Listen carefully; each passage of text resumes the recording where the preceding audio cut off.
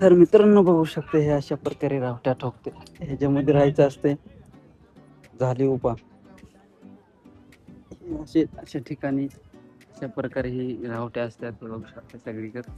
हे आमचं लोकेशन आहे. तर नमस्कार मंडळी, रामकृष्ण हरी. आपल्या नवीन ब्लॉग मध्ये परत एकदा तुमचं स्वागत आहे. आज वाजले 7:30. तर आम्ही आलो नव्या जेजुरी पशी. बघू शकता हो काही जेजुरी. आम्हाला जायचे वाल्यात आमचा आज मुक्काम आहे. चलतो आम्ही. बघू शकता हे आमच्या मागे पब्लिक बी आहे. सगळे मोरे चालले. आमची दिंडी समोर आहे. हळूहळू चलते.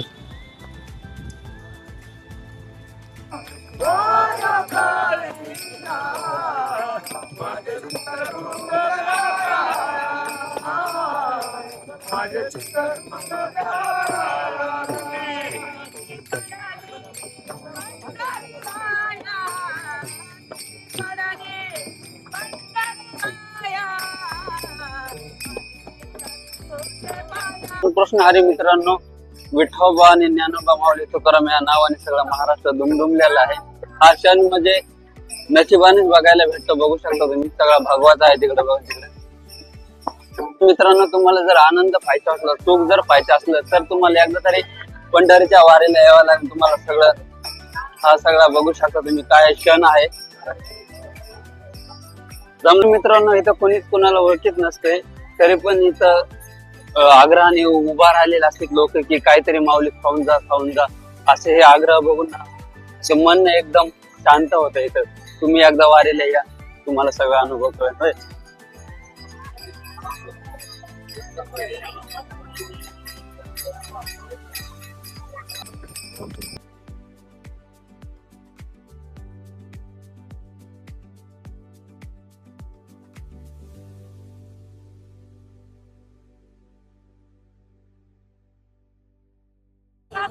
तर मित्रांनो, आपल्यासोबत एक बाबा, रामकृष्ण हरी बाबा. रामकृष्ण हरी. तर तुमचं नाव काय ते सांगा आधी. माणिक लक्ष्मण कुठे गाव पिंपळादी, बर किती वर्ष. तालुका बीड, जिल्हा बीड. हा कुठलं म्हणजे किती वर्ष आहे तुमचं हे 5 वर्षे. हा मग आता घरची आठवण येते का नाही. नाही. हा का ऊन इतक्या उन्हाचं पावसाळ्याचं तुम्ही जे येतात तितकं रिस्क घेऊन.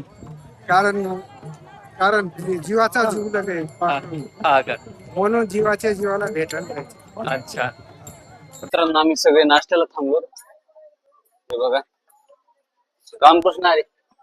बोला ना. सगळे पाहुणे आपले वारकरी सगळे नाश्त्याला बसलेत. बघू शकता आता नाश्ता येईल काय छान.